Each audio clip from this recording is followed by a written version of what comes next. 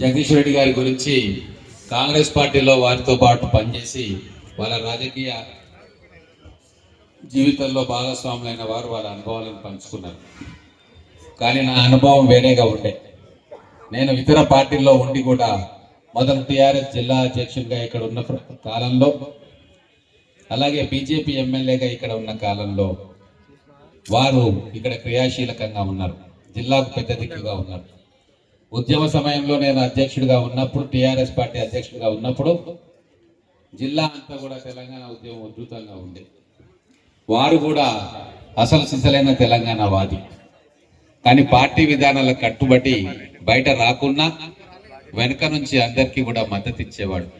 అప్పుడు అధికారంలో ఉండేది, మేము ప్రతిపక్షంలో ఉన్నాం.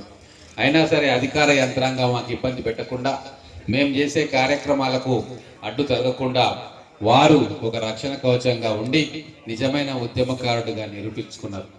నేను బీజేపీ ఎమ్మెల్యేగా గెలిచిన తర్వాత వారు ఇక్కడ లోకల్గా రూలింగ్ పార్టీ కాంగ్రెస్ పార్టీ ఎమ్మెల్సీగా బాధ్యతల్లో ఉండే.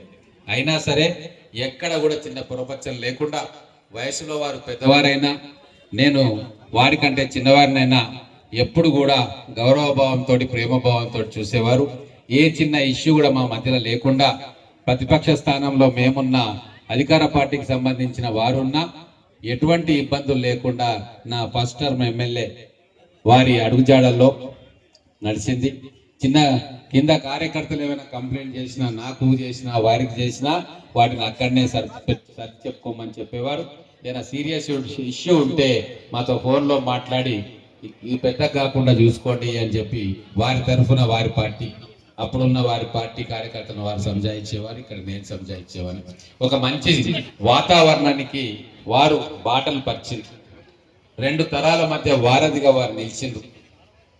మంచి సహృదయుడు, అజాత శత్రువు, అందరినీ ప్రేమతోటి దగ్గరకు చేర్చుకునే మనస్తత్వం వారిది. కాబట్టే ఈరోజు అన్ని పార్టీలకు చెందిన వ్యక్తులు కూడా వారికి గౌరవిస్తూ ఈరోజు ఇంత పెద్ద ఎత్తున ఈ కార్యక్రమానికి రావడం నిజంగా వారికి ఘనమైన నివాళి అర్పించడమే.